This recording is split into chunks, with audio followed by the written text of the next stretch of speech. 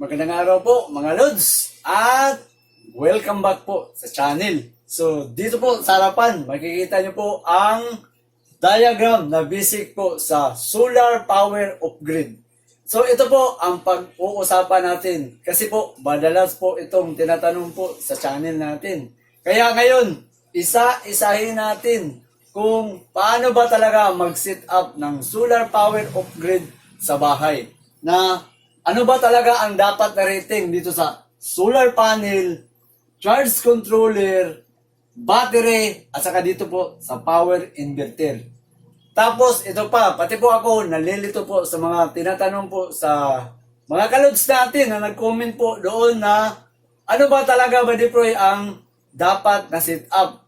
So, ngayon isasali ko na lang po. So, medyo maliit lang yung pinagkaiba po sa on-grid at saka sa off-grid power inverter.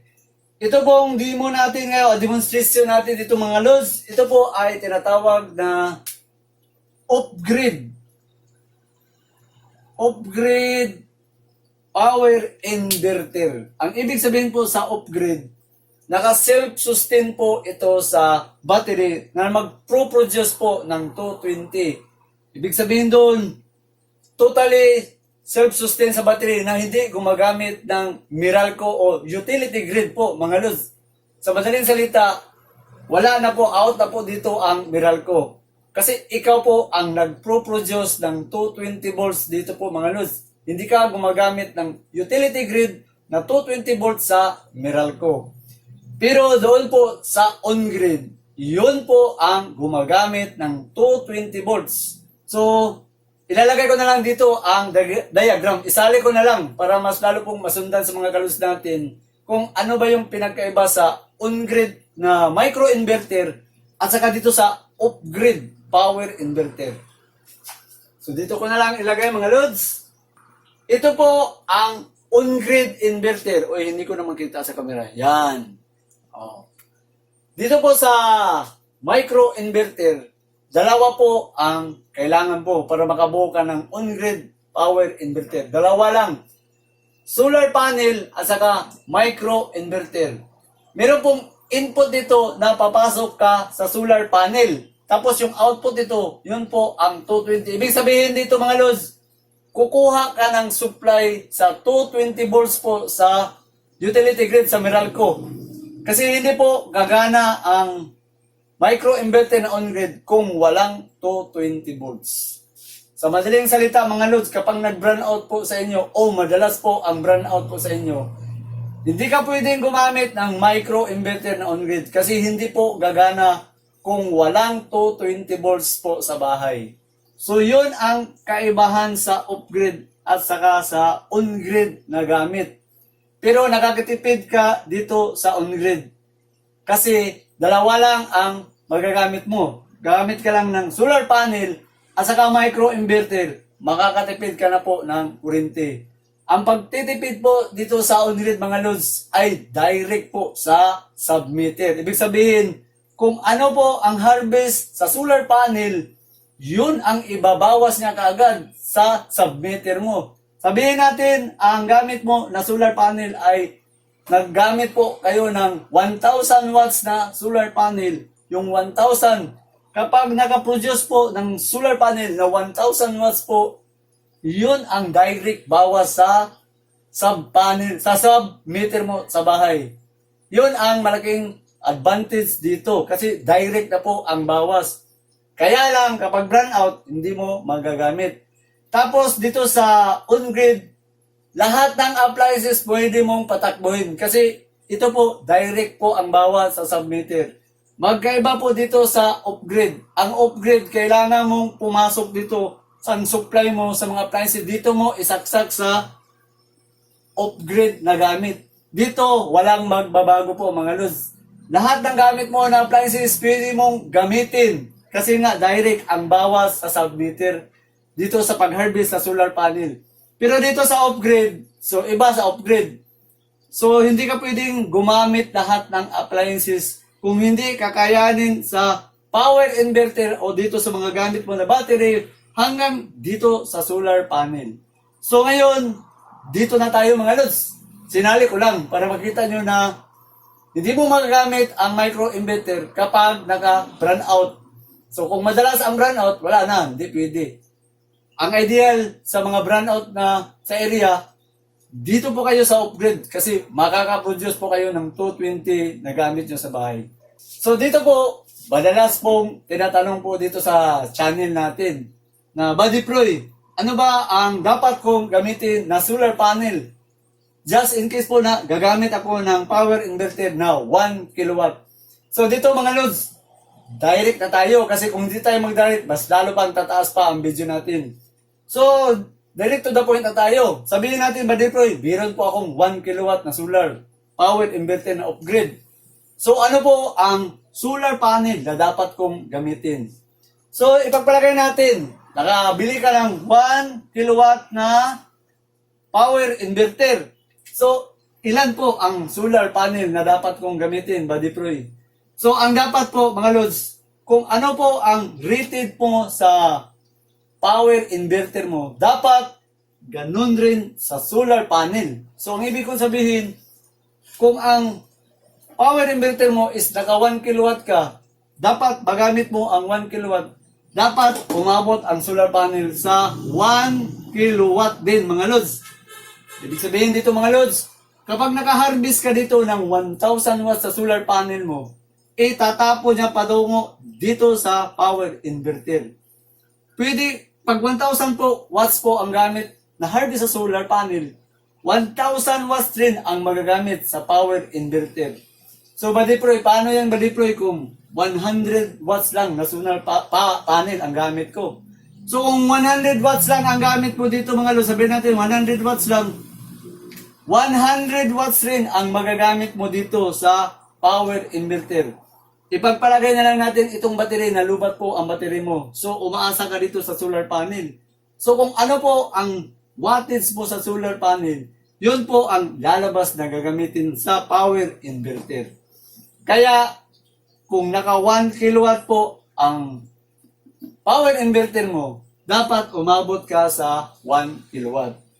Tapos, Buddy Proy, ilan naman po ang rated dito sa charge controller, sa solar charge controller na ECC. So dito mga lods, direct to the point na tayo. Sabihin natin na, Buddy Proy, meron pa akong ECC sa bahay na charge controller. Ang rated po ay nasa 30 ampere. Ilan naman ang pwede kong gamitin sa solar panel? So mga lods, simple lang, basic. Direct na tayo. Times mo na lang ito mga loads sa kung ano po ang rated sa battery na ginamit mo. Sabihin natin 12 volts. 12 volts po ang times mo kung anong rated sa ACC mo. So, times na lang natin sa 12.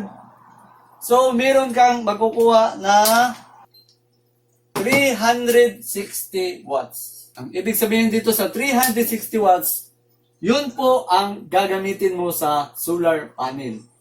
So sabihin natin, Buddy Proy, gagamit po ako ng 400 watts.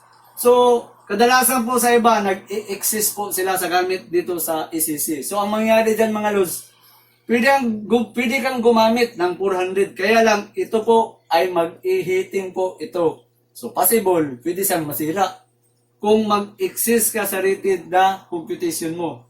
So, katulad dito, 30 ampere, ang kaya lang dapat is 360. Dapat ito lang po ang maximum na pwede mong gamitin dito sa solar panel. So kung 30 lang ang gamit mo, tapos sabihin natin, Buddy Proy, gusto kong umabot pa sa 1 kilowatt ang gamit sa solar panel. So kailangan bumili ka ulit mga lods ng solar charge controller na ipaparallel mo lang dito sa battery. Kasi hanggang 360 watts lang ang kaya. Pero kung may budget po kayo mga lods, pwede kayong gumamit ng, siyempre, para umabot sa 1,000 watts po ang solar panel na magagamit, kailangan gumamit ka ng 100 ampere. So, 100 ampere na solar charge controller. Tapos, ang mga solar charge controller ay may dalawang klase, yung MPPT at saka yung PWM. Yung tinasabi nating PWM, yun po ang pulse width modulation. medyo mahina po ang efficiency. Compare doon sa mga naka-pure MPPT na gamit, ang maximum power point tracking po. Yon ang magandang gamitin kasi matataas po ang mga voltage na magagamit mo doon sa mga MPPT type po, mga loads. So, 100 ampere ang rated na binili mo na charge controller. So, ita-times mo dito sa 12 volts. So, ang magagamit mo dito is 1,200 watts na solar panel, mga loads, ang pwede mong magamit. So, ang katatungan, pwede ba akong gumamit ng 100 watts? So, pwede kang gumamit, mga loads. Kung kapos ka talaga sa budget, pwede ka mag-umpisa sa 100. Tapos, bili ka ulit ng 100 hanggang umabot ka sa 1,000. Tapos, pwede rin bumili ng 200. Pero lagi mong tandaan, hindi ka pwedeng paiba-iba ang wattage sa solar panel. Kung nakaumpisa ka sa 100, dapat naka 100 po lahat o 100 o 10 take 100 watts. Hindi pwedeng may 100, 200, 300. Hindi yun pwede, mga lods. Mag-iiba po ang computation doon sa solar panel. So, kung may kunting budget, mas maganda kung mag-umpisa ka sa 200 watts na solar panel. So, yon ang isa. Tapos, ang tanong na naman po sa karamihan dito sa channel natin, Buddy Proy, ano na naman po ang topping? Naka-series ba o naka-parallel ang solar panel? Sabihin na lang natin na, Buddy Proy, nakabili po ako ng 4 na solar panel na tig 100 watts. So, ano po ang itatopping ko? Naka-series ba siya o naka-parallel? So, dito po sa ICC, pag bumili po kayo ng charge controller, dapat alamin nyo muna po ang input voltage sa charge controller. Yun po ang pinaka-importante. Kadalasan po sa mga 300 to 200 pababa na solar panel ay nakarated po yan sa BMP. 18 volts to 22 volts ang kadalasan po na voltahe. Tapos dito sa ACC, titingnan mo po ang BMP o input voltage, yung dito po sa input voltage sa ACC. Titingnan mo ang rated kung ilan ang maximum sa input voltage. So kadalasan pong nakikita natin ay nakalagay po dyan ay 18B to 55B. Ito po ang lagi mong tingnan. Kapag ganito po ang rated sa charge controller mo, pwede kang mag 3 series. Kasi nga, ang mangyari, 18 sa 200 pababa na mga solar panel po ay may rated po yan na 18 volts na BMP. So kung i-series mo, automatic po ang tatlong solar panel mo, mag-a-add po ang voltahe. So kapag naka-18 po siya, so naka-series po siya, ipa-plus mo ang tatlo, aabot po siya sa 54 volts. So ang 54 volts, pasok siya sa 18B to 55B. Kung ganyan po ang rated, pwede pong naka-series. Pero kung ang nakalagay sa iba na mga charge controller, ang nakalagay minsan po ay may nakalagay na 18B to 30B. So anong mangyari dyan, Buddy Proy? Ibig sabihin dyan, mga lods, hindi ka pwedeng mag-series. Nakaparallel po lahat ang tapping dyan. Kapag nakaganito po ang input voltage sa charge controller. Tapos, siyempre, nagre-reflect din, mga lods, ang gamit sa battery. Ito rin, hindi pwedeng basta ka na lang magpakarami sa solar panel o naka-connected po o naka-computed po lahat ang connection o ang computation dito sa battery. So sa battery, kung may kunting budget po kayo, mas maganda kung mag-umpisa po kayo sa 100 AH na live P04 po na battery. So dito naman sa battery, sabihin natin, Buddy Proy, 1,000 watts na solar panel ang gamit ko, tapos 100 ampere na ACC. Ilan naman ang battery na dapat kong gamitin? So mga lods, ideal po sa 1,000 watts na solar panel na magagamit patungo sa battery ay dapat naka live P04 po ang battery nyo. Live P04 sa 100 AH po, mga lods. Ito po ang maximum na kaya niya ay 1,000 watts. So, tamang-tama po dito sa solar panel po ang computation. Sa live PO4 na 100 AH po, kaya ang 1,000 watts na solar panel.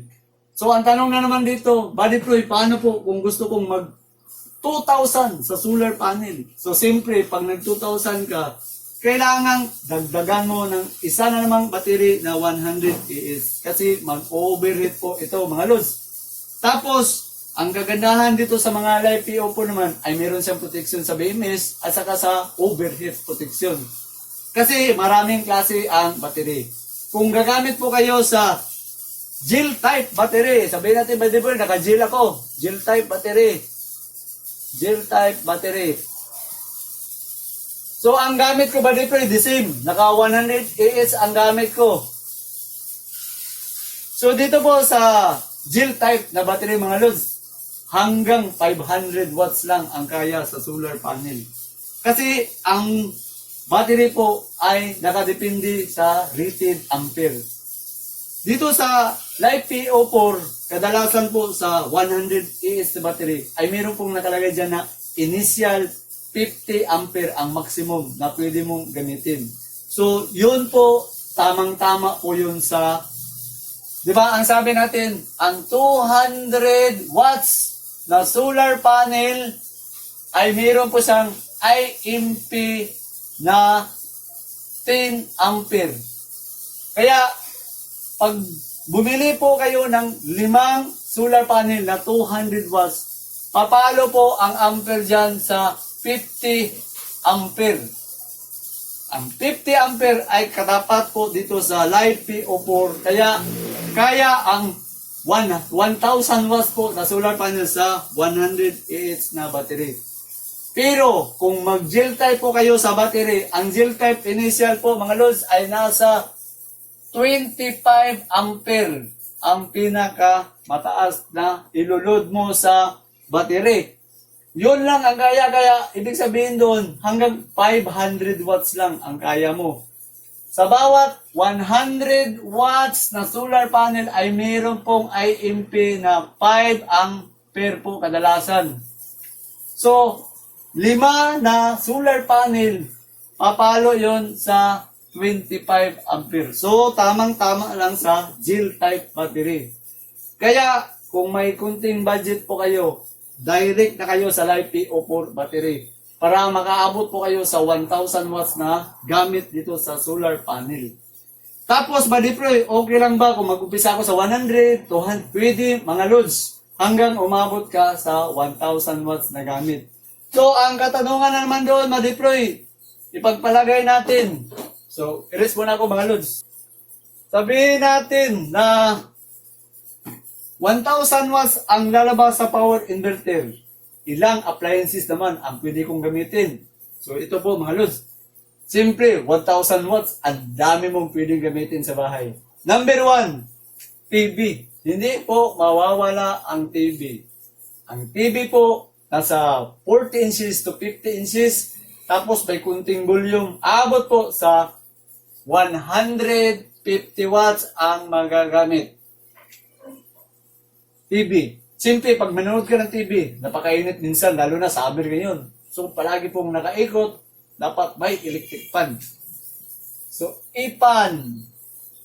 Ang electric fan, mga lods, medyo hindi naman maliit, hindi rin sobrang laki. So, tama na, o tamang-tama lang, yung mga 20 inches.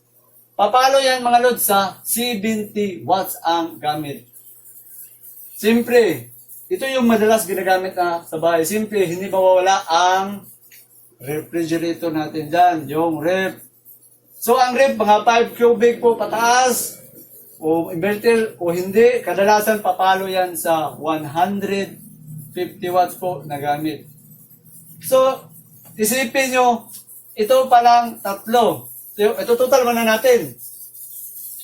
Yang tatlo na 150 watts plus 70 plus 150 ay meron pong 370 watts. Power yan. Tapos, ang gamit mo na power inverter at solar panel na target natin is 1,000 watts.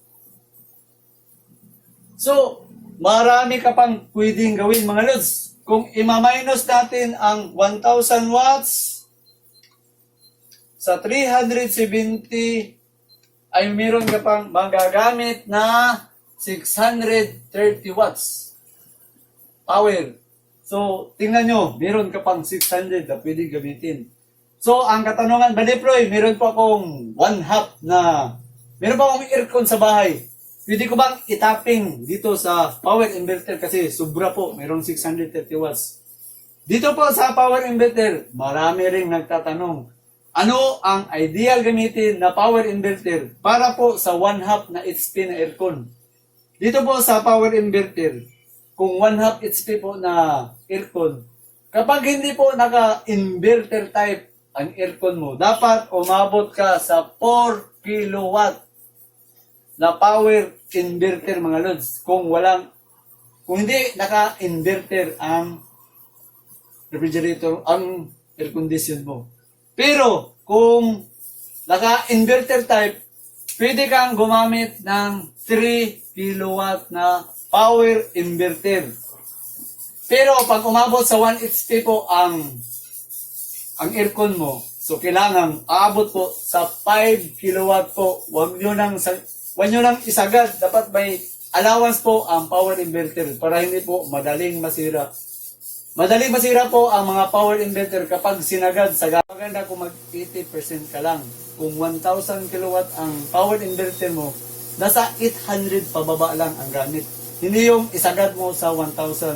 Kasi ang kalaban po sa mga power inverter ay yung fitting po sa power inverter. Kaya nga, magdagdag po tayo ng mga blower fan para hindi po madaling masira ang power inverter.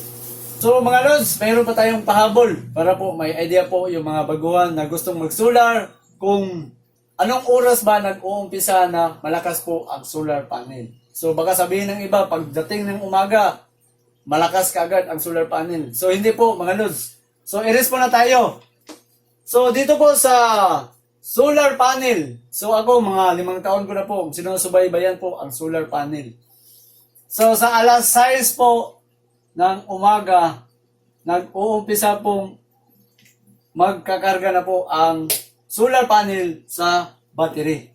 So, depende sa wattage po kung medyo kataasan. Dito sa akin na sa based on experience ko lang sa 1,000 to nagamit ko 1,400. Kapag alas 6 po ng AM, nakaka-produce po siya ng mga 100 watts na sa solar panel na itatapon niya dito sa power inverter.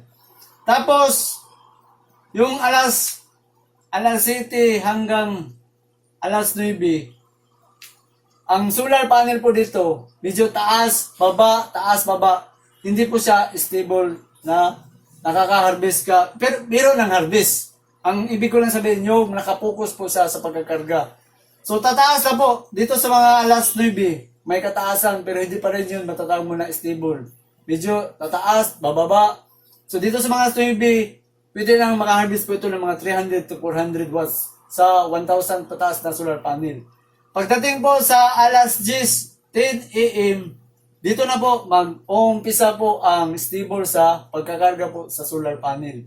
Tapos ang peak o pataas na karga, pag umabot na po sa alas 12, yan po, alas 12, 10, 12 PM, dito na po mag-umpisa ang malakas na karga sa battery. Doon naabot kung 200 watts. Pero depende yan mga lods. Hindi po ibig sabihin na 200 watts ang solar panel mo, 200 watts din ang lalabas. Hindi po mga lods. Nasa 110, 130. Swerte na kung umabot ka sa 150. Pero mas maganda yung sinasabi ko parati, yung solar homes na solar panel ang mas nakita kong malakas magkarga. Kaya lang, wala pa rin stock ngayon mga lods kasi gusto ko pong bumili ulit ng solar panel na solar homes. So sa mga kalos natin, wala pang stock mga lods.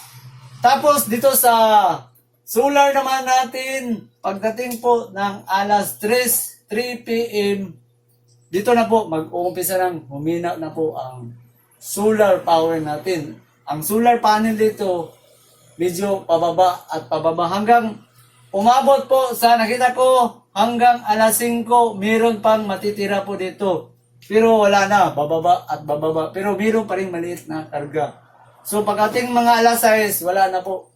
Magsisiro na po. So wala na. So, maghintay ka ulit ng umaga para balik na po, karga na naman po dito sa solar power natin sa bahay. Bago po tayo magpaalam, meron na naman pong magpapa-shoutout po sa channel natin. So, umpisa natin mag-shoutout si Nino Ruga from Antipolo City.